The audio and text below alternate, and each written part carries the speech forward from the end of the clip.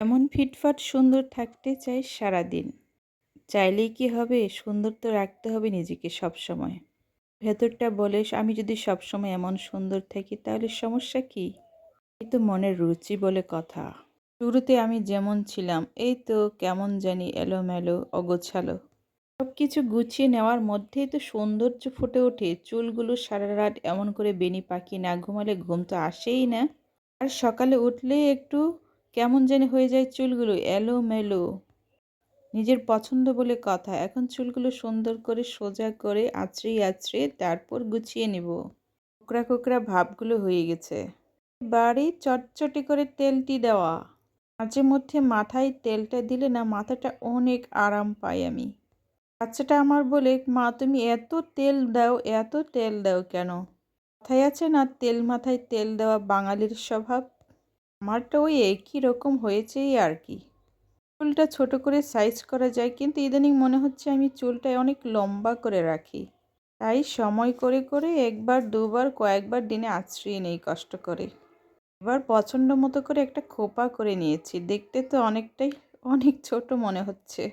তবে এটার নাম হচ্ছে সুন্দর করে চুলের খোপা করে চুলে সুন্দর রাবার দেওয়া।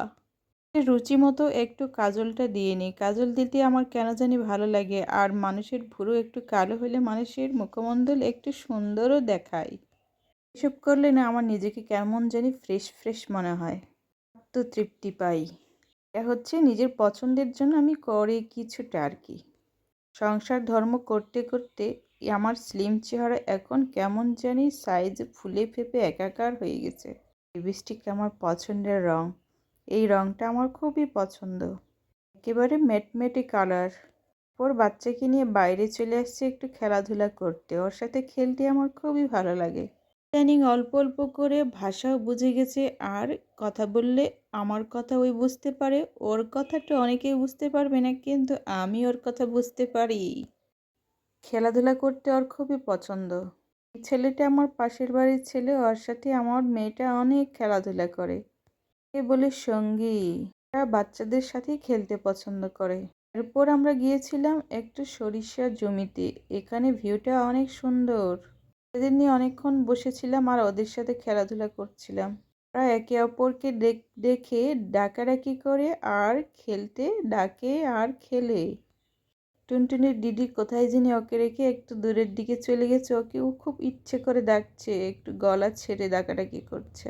বাচ্চাদের এই সময়গুলো আমি অনেক মিস করব। এখানে আমি এক সময় ওই পেটে থাকতে অনেক বসে থাকতাম। আর এর ভিডিওগুলো অনেক আছে। জায়গাটায় বসলে মনে যেন কেমন প্রশান্তি জাগে। অনেকটাই আরাম পাই। রৌদ্র লাগে, ঠান্ডাও কম লাগে। রাস্তা দিয়ে মানুষজন অনেক হাঁটাচলা করে। এলাকায় থাকতে থাকতে সবার সাথে কেমন জানি পরিচয় হয়ে গেছে। পরিচিত হওয়ার কারণে আর ভয় লাগে না। সবার সাথে বসলে একটু আধটু আলাপও হয়। একে অপরজনের সাথে খোঁজ খবরও নেওয়া হয়। কেমন আছে, কী দিয়ে খেয়েছি, সারাদিন কী করলাম, এই আর কি। এটা একবারে কোলাহল মুক্ত এলাকা। যানজট নেই বললেই চলে। এদের সাথে সময় কাটানো মানে স্বর্গের মুহূর্ত। এটা আমি মনে করি, অনেকে হয়তো নাও মনে করতে পারেন। টুনির পরিচিত মানুষের সাথে দেখা হয়ে গেছে। দেখে কি হাসিটা দিল। খুব ভালো লাগছে ওদের হাসি খুশি সময়টা দেখে। এই পর্যন্তই, টাটা।